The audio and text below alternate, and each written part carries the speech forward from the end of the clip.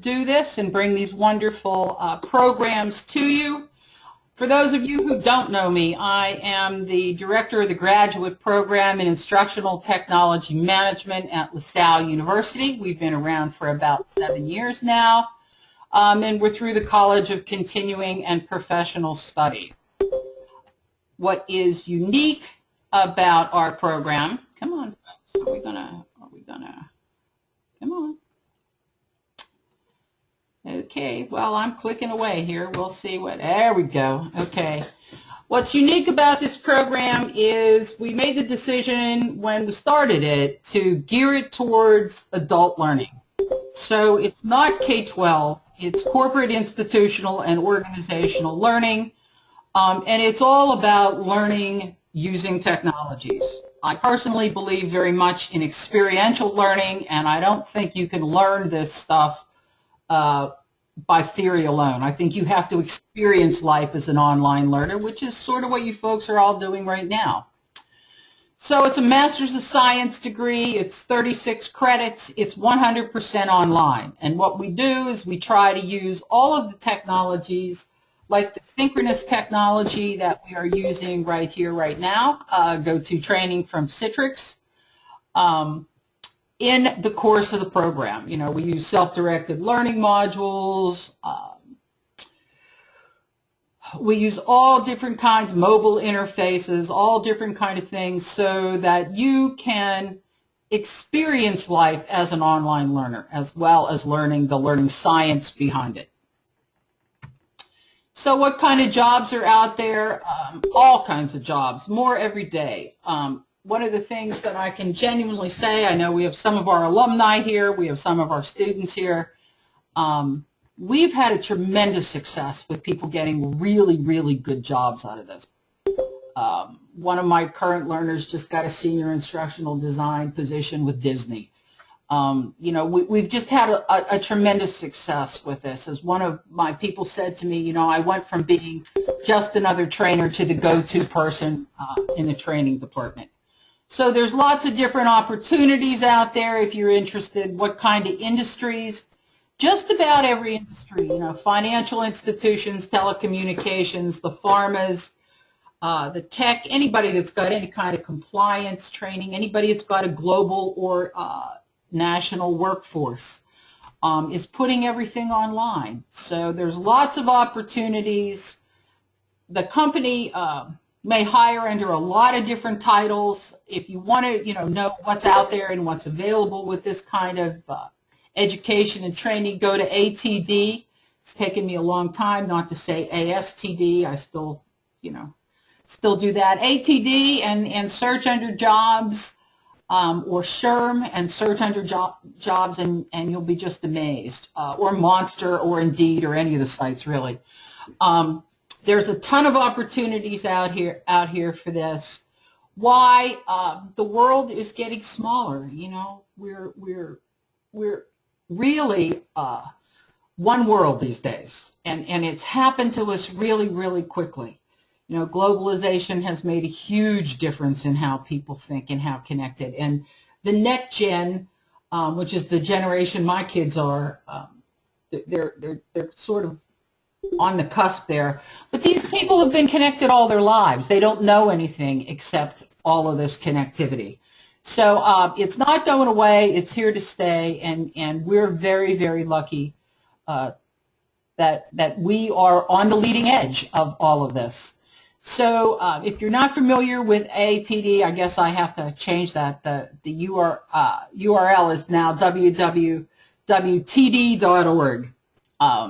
which is training and development. LaSalle is a 150-year-old university. The people are nice. One of the things I love about working for this university is the LaSallians believe that learning should be of service, that you should give back. They'll help you with the finances. They'll help you with everything that you need to do to get set up and go through the program. The LaSallians, the Christian Brothers, have 8 universities in the United States and 32 universities around the globe, as well as a whole host of secondary schools. They educate over 1 million people every year. So the idea that education should be useful and that you should give back with what you have is part of the LaSallian mission. Here's a glance at the curriculum. If you're interested in any of this, please feel free to reach out to me and I can get you more information. So training and learning certainly isn't what it used to be, and it's changing every day. Every day we get better tools. Every day, you know, we get challenges. Ontario, Canada. Hello, Liz. Welcome. Yeah, I bet it is chilly in Toronto today. Okay, so that's me. It's real easy. Baggio@lasalle.edu. Feel free to reach out. And now I want to move on. I want to move on to why you're all here, and we're thrilled to have you. Sebastian Bailey. Sebastian is a PhD, and he is president of a company called Mind Gym. And he's here today to talk to us about the psychology behind learning. And those of you who know me know this is a big interest of mine because it's really all about the learner. It's really all about the people. Sometimes in this field we get way too hung up on the technology, and we don't spend really enough time on what we're really interested in is the learning and the people. So he's here to talk to us about Mind Gym and about some psychological tricks that make learning stick. So I'm about to turn this over to Sebastian. Welcome. And we are going to get started here. Sebastian, I'm making you the presenter right now, which means my screen is going to go away and Sebastian is going to come up. And again, folks, there we go. Awesome. I'm muting myself. Sebastian, you've got the floor.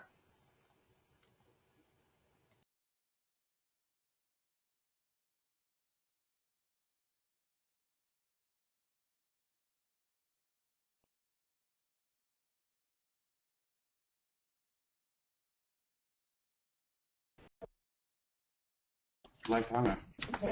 Remember. There we go. Can you hear me, everybody?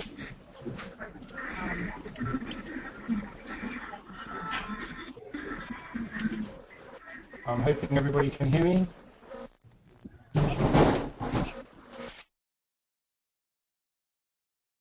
Great. Okay. I think I've just been muted and I've been unmuted. Great. Welcome, everybody, to today's webinar. Bobby, thank you very much for the introduction. That's very kind of you. As Bobby said, I'm Sebastian Bailey. I'm a psychologist by background and training. My PhD is focused on how you can make learning stick, specifically within organizations. And we started Mind Gym 14 years ago around a kitchen table in London. As you can tell from my accent, I'm obviously from the Bronx. So we started it around the kitchen table in London with a real focus on how can we support organizations in improving the quality of their team members' personal effectiveness, the quality of management and leadership, and how people engage with performance management. And we did this through sort of short, sharp, bite-sized experiences. When we founded, we also brought an academic board together that consisted of a series of professors in both psychology and educational aspects of clinical psychology as well.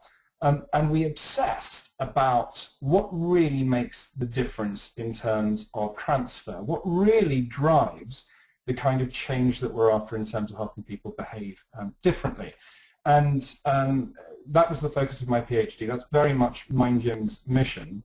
And what I'd like to do is introduce you today to 6 psychological tricks that you can use to make learning of any sort, whether it be technical or alternatively professional learning, stick in your organizations, in your communities, wherever you happen to be. You can also please do, I mean, Bobby's introduction very much touched on modern technologies. Do please connect with me on Twitter. My Twitter handle is @Dr. Seb Bailey. You can see it in the bottom left-hand corner of the screen, and I'll share Mind Gym's website address as we go through. But I want to actually ask, before we get into this, just a question, which is, and you can type the answer into the chat box, what percentage of people do you think, after an average learning intervention, not one of course that you will have designed, but an average learning intervention, go on to make a sustained change to their behavior? So what percentage of people, after an average learning intervention, go on to make a sustained change to their behavior? So what percentage? Do please put it into the chat box. I'm seeing 6, 45, 20, 25, 20, 10, 5, 30, 10, 10. Okay, so 10, 10, 15. So we're looking at around about sort of, I think we're averaging out at around about 15 to 20%. We've got people up towards sort of the 60% mark, and a few others a little bit lower than that. There was a psychologist called Professor Robert Brinkerhoff. He was doing some work for the World Bank, and the World Bank asked him to go and do some research on the numbers of people that were making a sustained change to their behavior, having attended one of the economic or professional skills program the World Bank was offering. Now, the methodology that he used wasn't super rigorous, but he came to the conclusion that round about 15, so well done many of you, about the right ballpark, 15% of people went on to make a sustained change to their behavior. Now, what he also found was that 15% actually led to a positive ROI on many of the programs. So the wonderful thing about learning and development is if you get people changing their behavior, the results and the impact can be enormous. But what he also found was that 70% of people tried something out and then they backslid into old habits, into old ways of behaving. And so you've got an enormous amount of people who are trying something and failing, and that actually, if you manage to pick up that 70% of people, then you massively increase the value that the programs are bringing to bear. So what we've done here is we've researched, well, why is this happening? Why are people backsliding into old habits? Why are they relapsing? What can you do to increase that transfer rate?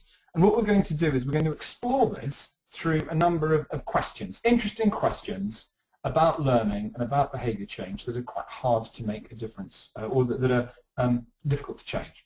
And the first one we're going to explore is this one. How do you increase the quit rate of smokers? We know that smoking is a hard habit to change. We know it's a particularly entrenched behavior. We know that the substances that are inhaled are addictive. And so what can you do to start to change their behavior in a particular way? And there's plenty of learning in the field of behavior change around smoking. There's the messages on the boxes, there's the health education campaigns, all those sorts of things. But actually, how do you make this learning stick? And I want to introduce you to some research that was done by a clinical psychologist called James Prochaska. And he thought actually about habit change as opposed to learning. And what he talked about was that different people, or everybody goes through a series of stages as they change your habit. The first one being, on the left-hand side over here, we see persisting. I enjoy smoking. People then start to go into a contemplating state. Maybe I should give up. They move into a preparing stage. I'm definitely going to quit, and I know how. We then move into an acting stage. I've quit. It's hard, but I've quit. And finally, we're in a maintaining stage. I've not smoked for more than 6 months. Now, of course, with any kind of stage model, people do go back and forth, and you relapse. You might go from acting back into persisting, or acting back into contemplating. But broadly, for successful changes, these are the stages that you go through. Now, Prochaska and his colleagues gathered an immense amount of data on this. They did a big data gathering exercise. They did lots and lots of data crunching, and they were very disappointed when they discovered that they found pretty much nothing. He described it as the long, dark night of the soul, as he was looking at his data, and actually the evidence and the conclusions weren't that clear. What he then realized was that he might have made something of a mistake, because he was looking at the full data set. And instead what he decided to do was look only at what he called the positive self-changes, the positive deviants, those individuals who had actually managed to make the shift to quitting, to maintaining this new habit of no longer smoking, and whether or not there were any similarities between that population and any differences between that population and the population who had backslid into old habits. And this, very interestingly, is what he found.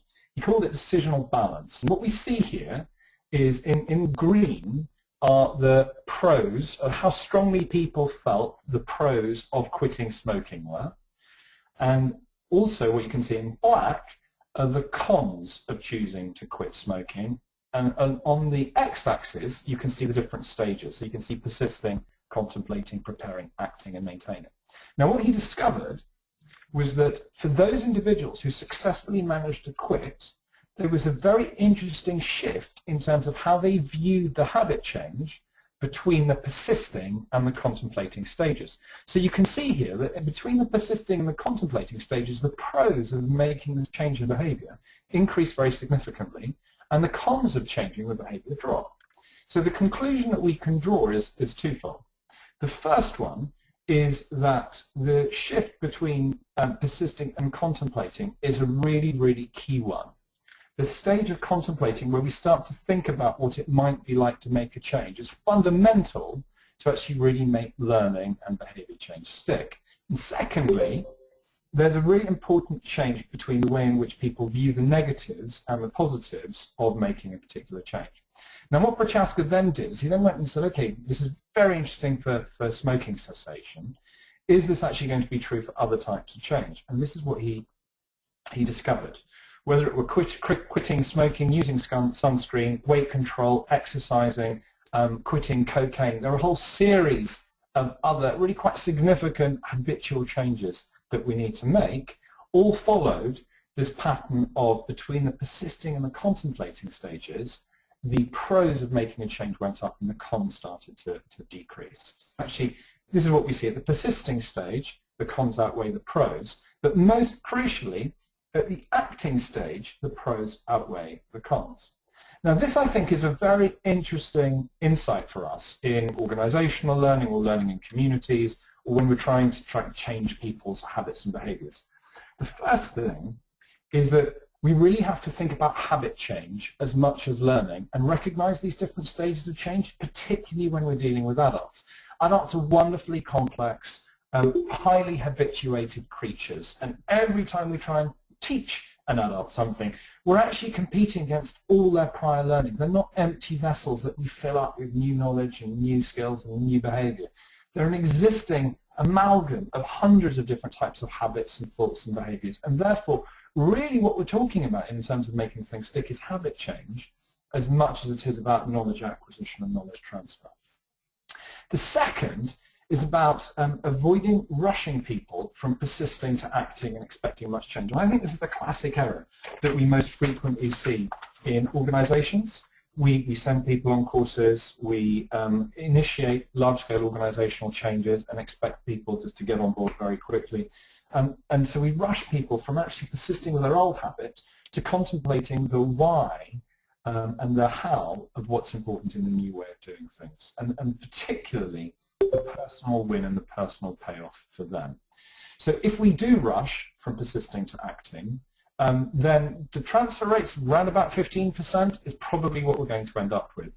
And so instead what we really need to focus on is how we engage people as much as how we sustain it. I think many learning professionals, the focus becomes on how do we sustain this behavior change, how do we sustain this knowledge. And I actually think it's often they're looking at the wrong end of the equation. Because if we engage people in the right way, if we sell the need, if we really help people recognize why they ought to change and what's in it for them to make the change, then the sustainment doesn't become a problem. I mean, it becomes a case of trying to stop them from doing it virtually because they're so committed to doing things differently. And then finally, it's about encouraging belief in the value of change is as important as building the capability for it. We often rush into capability building. There's a really key piece of that engagement too. So that's our first psychological trick, really tapping into that persisting, contemplating stages. And I would strongly recommend James Prochaska's book. It's called Changing for Good. It's particularly the first 4 or 5 chapters make for a very interesting read. Even though it's set in exercising and the clinical psychology, you can actually bring it into organizational communities and so forth. So the second question that we want to explore, how do you get a group of know-it-all MBA students, or MBA graduates, sorry, to do as they're told? And this was a question that was brought to me by a client who had an issue with mature hire MBA graduates arriving in their organization and slightly causing havoc. They were playing very high status. They were expecting a lot of exposure to senior leaders. They were contradicting existing processes because, after all, they had just spent quite a lot of money and invested an awful lot of time in learning new techniques and new ways of doing things.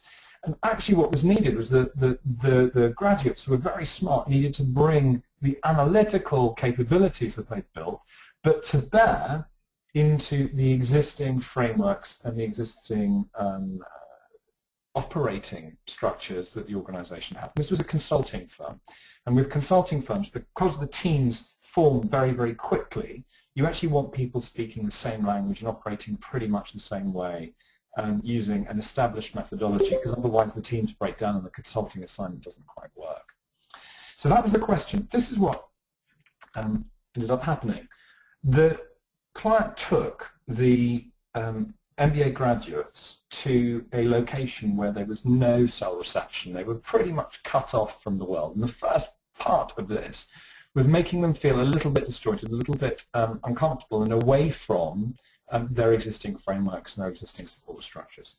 The second thing that they did was create a simulation. And in that simulation, they essentially assigned the person who was great at financial modeling the role that dealt with the client. They put the planner, they gave the planner, the person who was good at planning, the role of the data modeling, for example, and they gave the person who was naturally good with clients the role of the planner. So essentially they were, the people in the simulation were playing against strength and pretty much against time. And of course what happened was it didn't go very well. Fail would be too strong, but it was a big lift. They found it difficult. What they then did is introduce the tools, the methodologies, the approaches of the organization. And of course, at that point, these MBA graduates were ready to learn.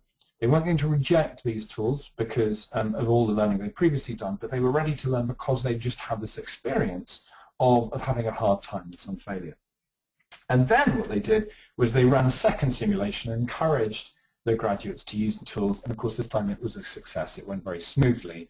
And then you actually had the MBA graduates who, to begin with, were quite sort of arrogant and quite know-it-all, had then suddenly become committed to the organization's approach, the organization's tools and methodology. And it worked very well. It ended up in strong success, and actually the program is known within this organization to be absolutely one of the best the organization holds. So what's going on there? And actually this is from some research by two psychologists called Yerkes and Dodson, way back in 1908, and they were studying stress, and they were thinking about how stress links to performance. And so on the y-axis, on the vertical axis, you can see that we've got performance, and on the horizontal axis, you can see we have what they termed arousal. I think we probably use a different word today, but they called it arousal. Now what we can see over here is that as arousal increases, so does performance. Essentially, when arousal is low, when we're not particularly engaged with that, our performance is also likely to be low. We become apathetic or we become bored. But as our arousal increases, our performance also increases until it gets to essentially an optimal point. Optimal arousal is optimal performance. Some people call this a flow state to get into, but you feel fully engaged with what you're doing. And typically, you need to be doing something that's fairly challenging. You need to be doing something that's at the edge of your capability to deliver upon optimal performance.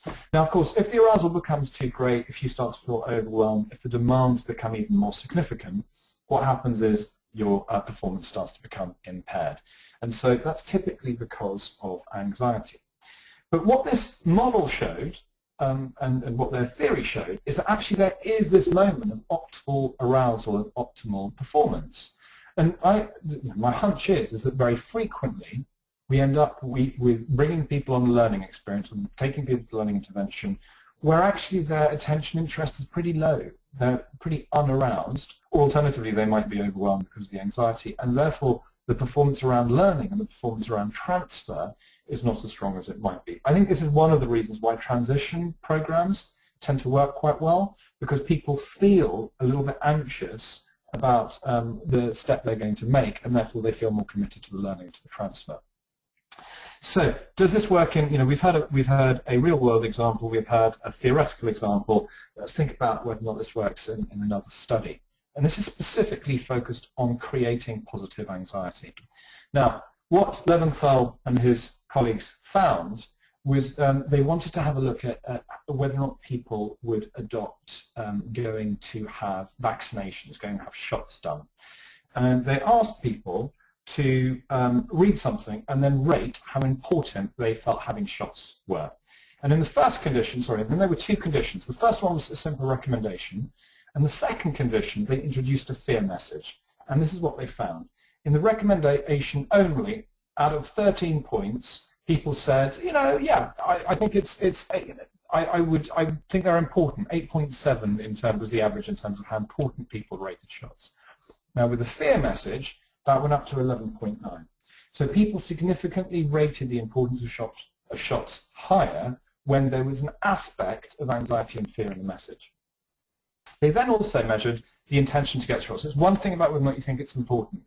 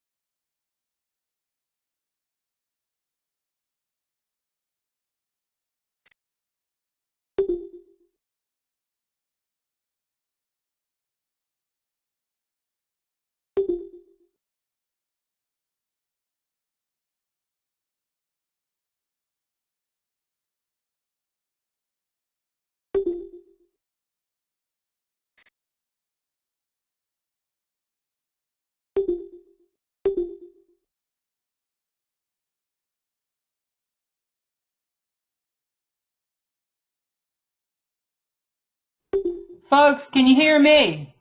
Can you hear this audio?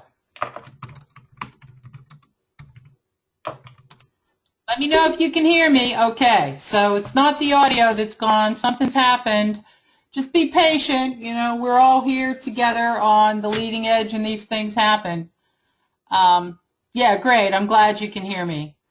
Yeah, there's a lot of moving parts in this. So hopefully Sebastian will be able to maybe exit and come back in and we'll be good. I'm getting a currently connected sign on who's where and doing what here, so that's all cool. And let me get him. There we go. Yay! Let me make sure, Sebastian, you got the. Here we go. Yeah, you're still the presenter, so we're good. I see your video now. I'm not hearing you. Still no audio. So make sure your audio is okay, and I'm about to turn me off again.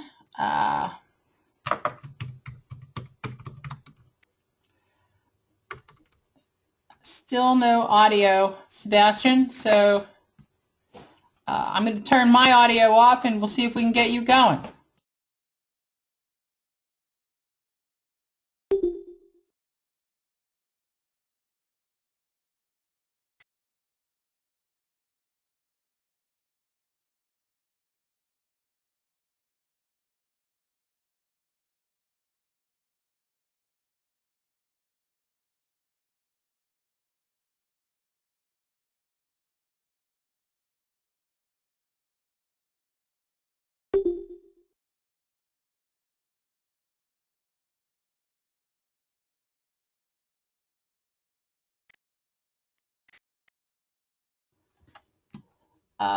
Sebastian, do a sound check up at the top right, about halfway down on the panel that comes up in Citrix. There's a thing that does a sound check.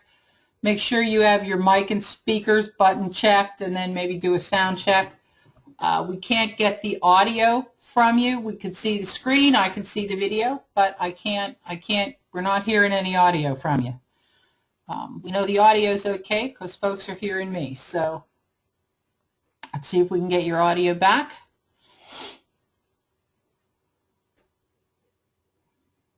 I'm loving your screens and I'm loving this presentation, so hopefully we can get back on track here. Great visuals, which always makes me happy, as folks know. So hopefully we'll be able to get back here. I would suggest, if you still can't get back, that what you do is maybe come the whole way back in. That might do it.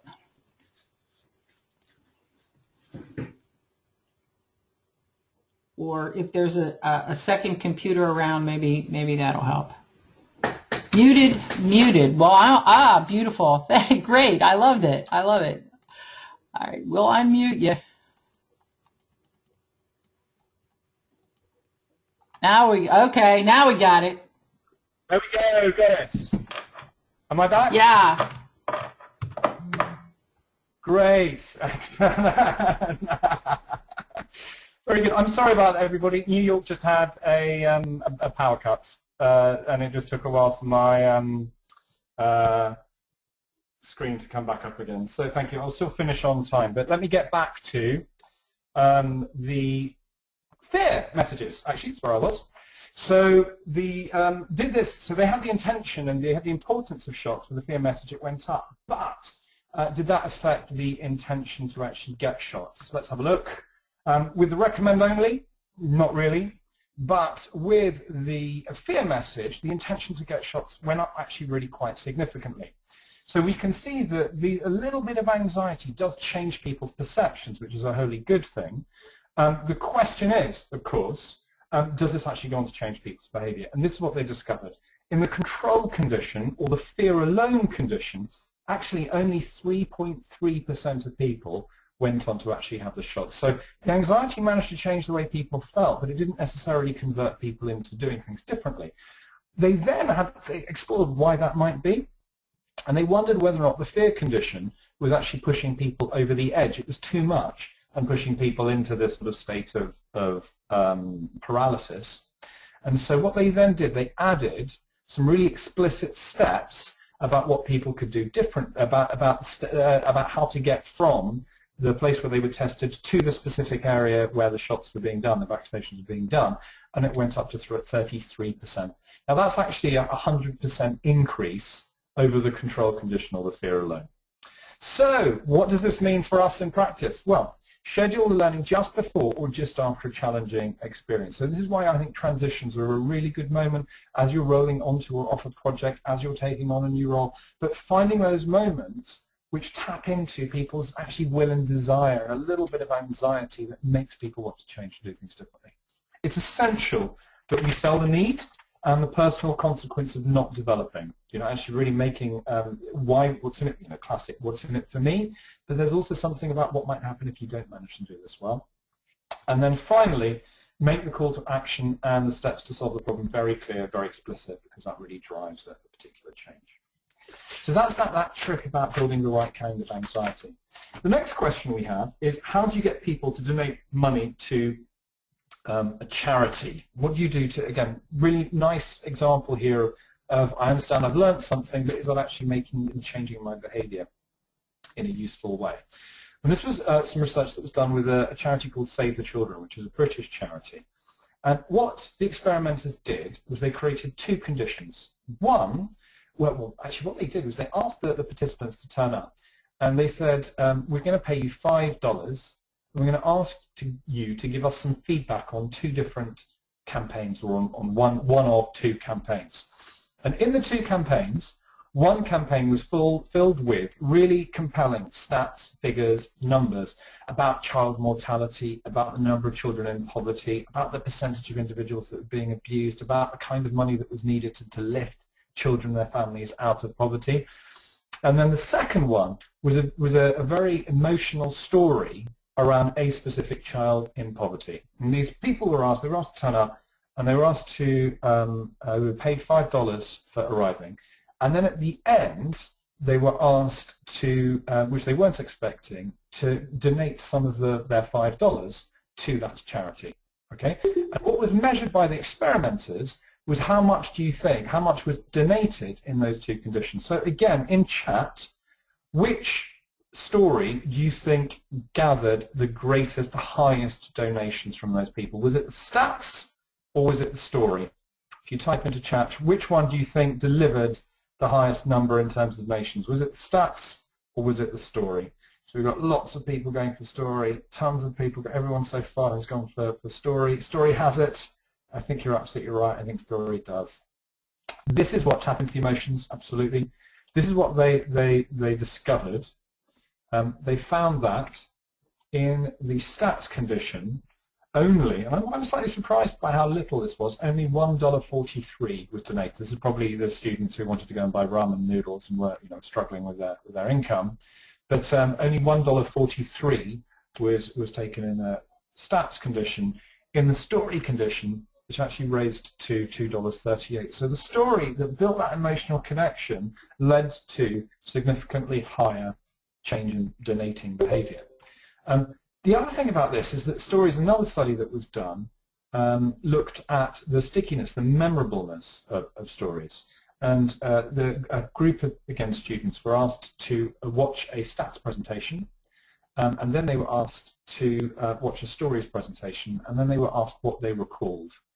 And broadly 5 in 100 remembered some kind of statistic from that presentation, but that rose to 63 in 100 who remembered a story. So these stories, these things that tap into our emotions and our psyches, are going to help with recall. They're also, from an emotional perspective, going to start to drive kind of behavior change in some way. Now, there was also another really interesting study that I just thought I would share. It's a bit of fun more than anything else. Looked at, but it's a bit of fun, but with actually a slightly deeper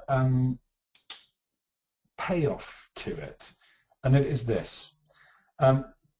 Groups of individuals were asked to come in and rate the accuracy or the truth of particular sayings. And what the researchers did was that they did one set of sayings that rhymed. So, for example, woes unite foes, or birds of a feather flock together, for example. And then they were also asked to rate, and what they discovered was that the rating was just over 6 out of 7, so it was rated as pretty accurate. They were then asked to rate the same statements, but with a word changed, or with a part of the phrase changed, so they no longer rhymed. Okay? And of course the test here is the rhyming making a difference? And so with woes unite enemies, which is the same as woes unite foes, but it just doesn't rhyme, the accuracy was actually rated as less significant. This was a statistically significant finding, and there was a drop in accuracy. Now, as soon as you told people about this, the effect disappeared. Okay, and there's something here that's very interesting about what's going on when something rhymes and something doesn't. And what the researchers suggested was actually it's the amount of cognitive energy, the amount of how hard we have to think. And the harder we have to think about something, in some respects, the less accurate we believe it to be, because we don't have to think very hard about things that are obvious. And therefore, we're more likely to rate something as more accurate and more truthful. So the key point here, there's a really important point here about when we are designing learning, again, whether it's within companies, organizations, or community, what can we do so that people recognize it's easy to understand and grasp the concepts, but it's also really easy to understand and grasp those moments where I need to transfer my learning and transfer and change my behavior. So, how to apply this trick? Don't just tell, use stories that sell, because stats and number will cause slumber, while rhyme and emotion will win devotion. So I bet you weren't expecting to have a haiku mid-session, but there's a little bit of poetry to express that particular trick. The next trick is, the next question we're going to explore is how do you get job seekers to improve their resumes? So it's an interesting question. I'm glad you like the stats and number called slumber, Bobby. I like it too. So how do you get job seekers to improve their resume? Again, you can recognize there might be a need there, but it's something that people typically procrastinate over. It is something that's relatively straightforward to learn in terms of layout and structure, but actually doing it and making the changes, what can we do? So this was some research that was led by someone called Peter Gollwitzer, who does fascinating research on self-regulation, and amongst others. And what he looked at, what he did, was he asked one group to commit to completing something, a goal intention, and then he asked another group to think in advance about where, when, and how they were going to get started with the task of improving their resume. So the goal intention would be something like, my resume will be updated by the 1st of March, and group 2, the implementation intention is, on Thursday, I'm going to go to the library and work up the executive summary of my resume, or the first paragraph of my resume. So it's very focused on implementation instead of just a general commitment to action. Now what Gollwitzer found was this, that in the group 1, which actually looks a lot like action planning, in group 1, only 20% of participants who committed to updating their resume did so. And I personally have a bit of a problem with action planning. I don't think it works very well. I think you get very high degrees of failure. It's often in instructional design, sort of squashed in at the end of the session. And I think this is where we can see a very clear example of where action planning in this instance has failed. Now, of course, the interesting question is, what happened in the implementation intention condition? And it was this. 80% of participants who considered where, when, and how they would up their resume then did so. So we can see really the big shift there between action planning and the use of implementation intentions to actually really make the learning stick, to drive a shift, to drive a transfer of learning. What he then did was have a look at a different kind of approach, and the focus was the intention to perform a certain action at a given time and place. So does it matter, the thing he wanted to explore was, did it matter how the implementation intention was structured to make the difference? So for example, in group 1 here, it was, I will do as many math puzzles as possible each Wednesday at 9 a.m. So it's kind of an implementation intention in terms of time. Group 2, though, they did it slightly differently. They had an if-then plan. So if you add an if-then, it's if situation X arises, I will perform behavior Y to the goal intentions. If it's Wednesday at 9 a.m., I will do as many math puzzles as possible. Now, the key point here is that there's a shift from group 1, which is much more focused on just the implementation itself, to group 2, which creates a situational cue. Okay? And the situational cue is, if I'm in this particular situation, then I'm going to do that thing. So the situation, the context, is actually creating a cue. It's creating a trigger for someone to do things differently. Now what, again, Gollwitzer was interested in measuring was how far did people deviate from what they had intended to, from what they'd committed to, from what they had chosen as their implementation intention. And this is what he found. He found that participants in group 1, where it was more general implementation intention, deviated from the time they'd committed to by an average of 8 hours. Okay, by an average of 8 hours. And he had a clever methodology for measuring this, but it was about 8 hours. But those with the if-then plan only deviated by an hour and a half. So we can see that the situational cueing, this connection with the environment and my context, makes a huge difference to whether or not my learning is going to stick, whether or not I'm going to commit to action. And I think that this is especially, the key point for me here is about context. Many people think content is king, and if content is king, then context is undoubtedly the emperor, you know, the king of the kings, because it's the context that drives so much of our behavior in different ways, and often the learning that we do is out of context, the way in which we're applying it, and therefore it's just essential that we really think and bake context into what we're learning and how we're learning it. Okay, so a couple of other things that I think are key in terms of this particular psychological trick. It's about creating social support as well. If you feel that other people are doing the same thing as you, and other people are as committed as you, then it's very likely to lead to some form of behavior change. So it's important to bring other people in. The type of conversation, though, is an interesting one, because many people say that social support is critical. There have been some studies that have shown that actually building social support decreases the likelihood of transfer and the likelihood of sustained application. And that's because the conversation has to be the right one.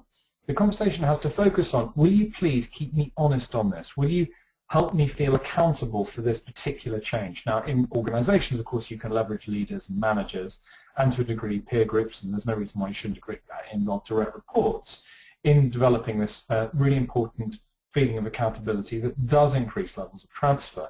The thing that needs to be avoided is that often by sharing a goal or an intention or a desire to transfer or a focus on changing a habit, people kid themselves that they've actually made progress. And of course they haven't. All they've done is share something, which is no progress towards making a change. It's actually progress towards sharing something. And so it's very important that as people share, they also recognize that this in no way is progress in making a change to behavior. It's a way of creating accountability and support for that to change. And I think often, again, when you do social support with action planning, it feels like you've already made progress, and it needs to be framed very much, this is actually where the journey starts, rather than the first step of the journey. Okay. So how to apply this trick? Do use implementations, those implementation intentions, those if-then statements to help drive transfer, and using those if-then statements is crucial. Get people to tell others about their commitment, get people to share what their commitments are, because that really, in the right way, will also help drive and make learning stick. Okay, so our next question is, how do you get drivers to notice cyclists? And what I'm going to do, I'm really going to hope this is going to work, is I'm going to play this clip. Hopefully you'll be able to hear it. And I would like you just to listen in and think about, what do you observe?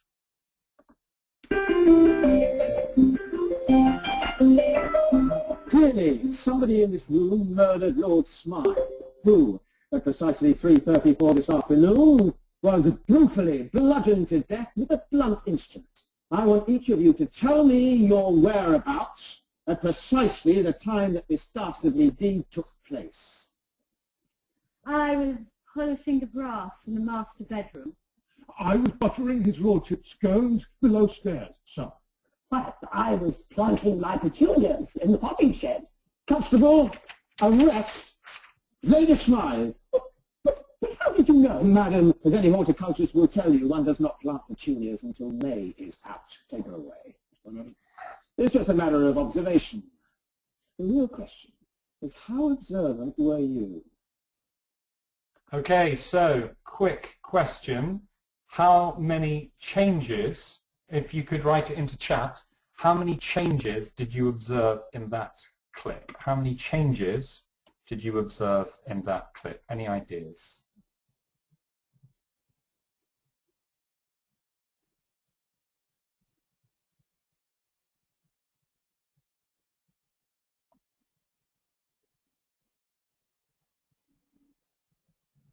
Four. I'm getting a few fours. Had someone notice 17 changes, which I think might be the highest. 0 changes, Steve. Well, there were a few. You'll see in just a second. Any others? How many changes did you observe in that clip? Okay, I'm going to queue up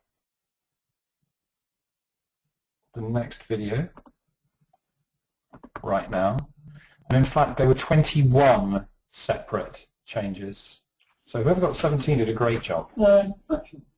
Clearly, somebody in this room murdered Lord Smythe, who, at precisely 3:34 this afternoon, was brutally bludgeoned to death with a blunt instrument. I want each of you to tell me your whereabouts at precisely the time that this dastardly deed took place. I was polishing the brass in the master bedroom. I was buttering his lordship's scones below stairs, sir. I was planting my petunias in the potting shed. Constable, arrest Lady Smythe.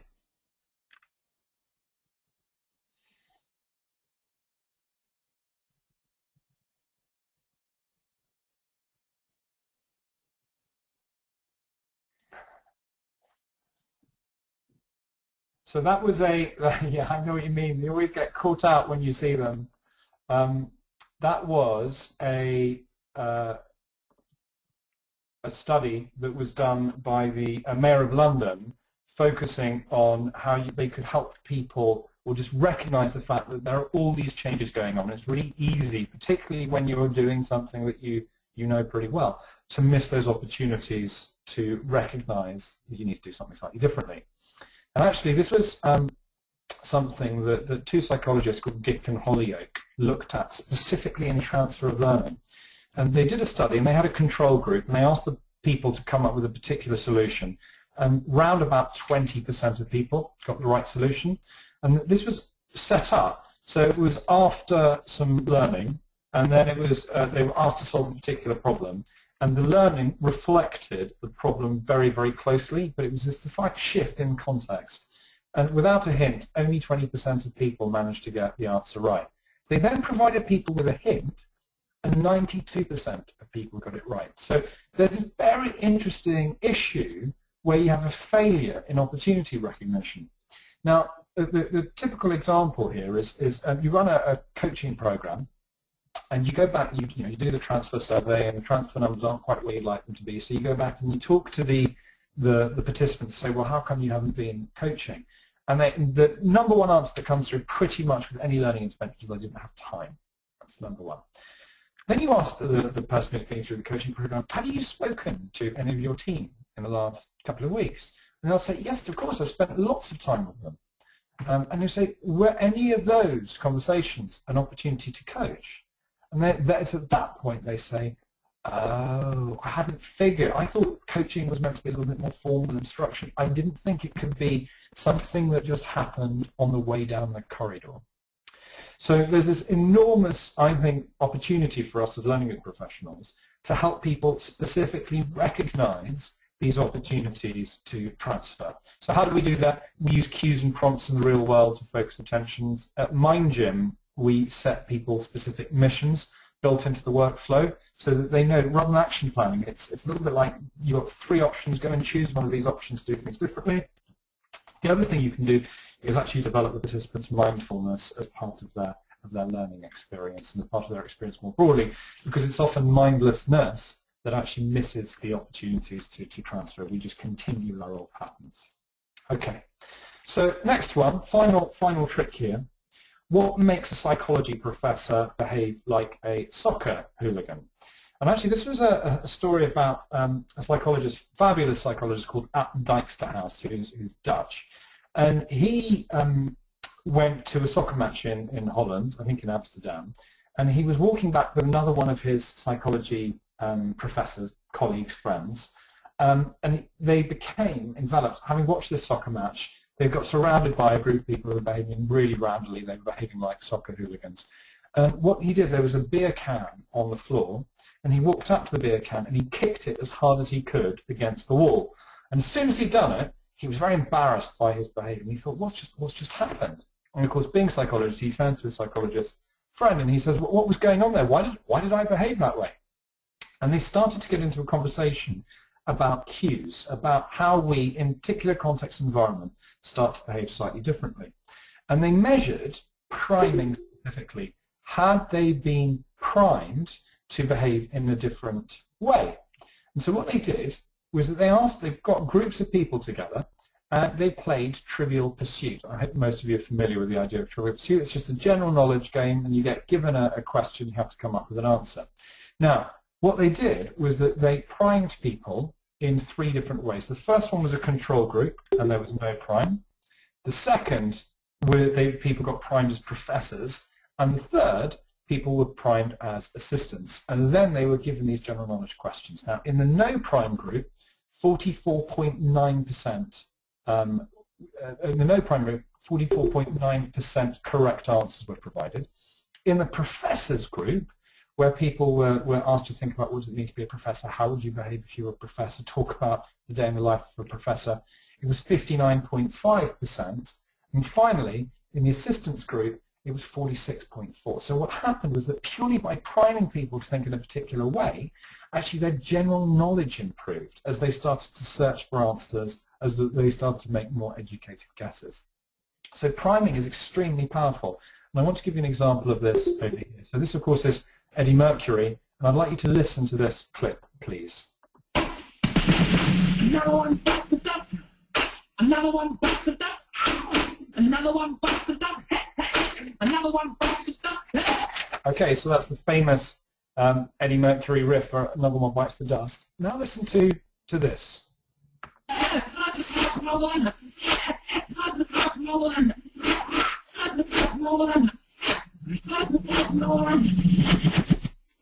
Okay, now you heard that clip. That's actually part of that Eddie Mercury clip played backwards. I'm hoping that not many people actually recognize anything in that. I'm now going to prime you. It's fun to smoke marijuana. It's fun to smoke marijuana. It's fun to smoke marijuana. It's fun to smoke marijuana. And now listen to this clip once more.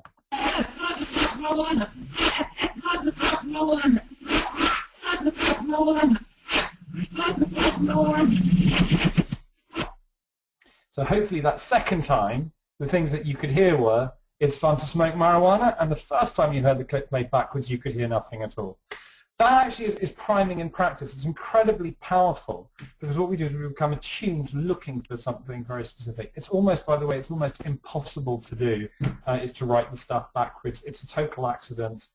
You can be primed with other things, but it's a really nice example of how powerful priming can be in practice. So how to apply this trick? Use priming to increase the participants' view of themselves as great learners. If I'm primed to be a great learner, then, I'm thought about myself as creative and able to make change happen, then I'm much more likely to go and behave that way. Develop tools to support participants in their problem solving. Scaffolding learning, tools, is in many respects a way of supporting people to prime. I think more like a handyman when I have a hammer in my hand than when I have a calculator in my hand. And then finally, prompt participants to adopt the right thinking frame for the problem. What's the right way in which I need to approach this problem? What's the right mantle, what's the right thinking style that I need to adopt to be able to solve this problem, to be able to transfer my learning?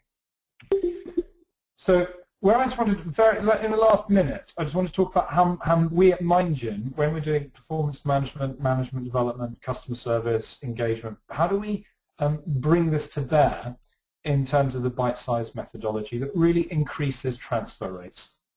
And initially what we do is we have an engagement campaign that creates interest, anxiety, and perceived relevance. That typically is then followed up with a diagnostic of some sort, but it's designed to develop a sense of perceived value in the individual and drive that feeling of optimum arousal. We then provide participants with a toolkit to act as scaffolding for the learning. And this is about priming the right mindset for transfer. Then typically we have an instructor-led session. These last about 90 minutes on the whole, and they can be delivered face-to-face or online, as we're doing now. Highly interactive, highly participative, with a strong focus on solving the real-world problem and sharing general principles. That helps with far transfer, helps people recognize different contexts for application. From there, we ask people to do a pledge, which is a very specific focus on transfer. We use relapsation prevention techniques, we use implementation intentions, we think about social pressure and creating accountability. Then we have a mission, which is an application task built into the workflow. And that actually solves the problem of opportunity recognition and also time to apply, because you're getting people to apply almost immediately. And then from there, we use distributed practice. And this distributed practice has been shown to increase performance by about 17%. So if you can spread things out over a series of sessions rather than doing it in one clump, you're pretty much guaranteed to have a greater proportion of your population improving their performance versus massed practice. And we then have a booster, which is an after-action review, where you get participants sharing stories of success, failure, and learning from their transfer attempts. And this really increases accountability and a sense of sort of resilience and getting people to do things differently. And then finally, we have a coaching toolkit, traditionally or typically for the manager, because that then increases the social support and accountability and helps the manager really work through how they can help the individual apply their learning appropriately. So there we have it. Those are the 6 tricks to build belief early, create that emotional arousal, use stories over facts, use written, shared implementation intentions, think about the missions that you can build into the workflow, and then prime the right mindset by providing the tools. So with that, I'd just like to thank everybody for coming. Do again, please connect with me on Twitter, @Dr. Seb Bailey is my Twitter handle, and please get in touch with MindGym, particularly if you're focused on management development, professional skills, performance management, service or engagement. You can be reached at themindgym.com, or alternatively, again, you can contact me. My email address is sebastian.bailey@themindgym.com. And with that, thank you very much, everybody. It's been a pleasure to spend the last hour with you.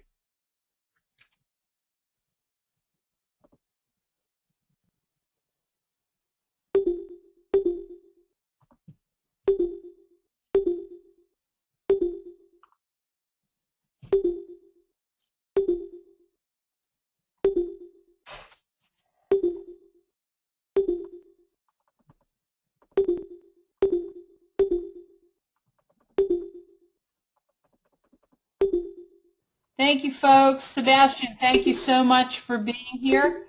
I'm going to unmute people here.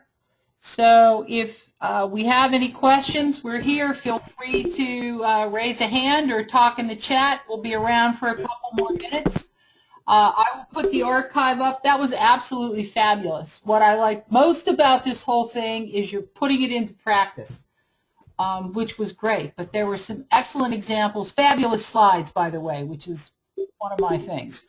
That was really, really, really excellent. I appreciate everybody coming. Anybody have any questions for Sebastian? Anybody who's still with us, any questions you want to ask? Again, we'll be around for a few moments. I'm going to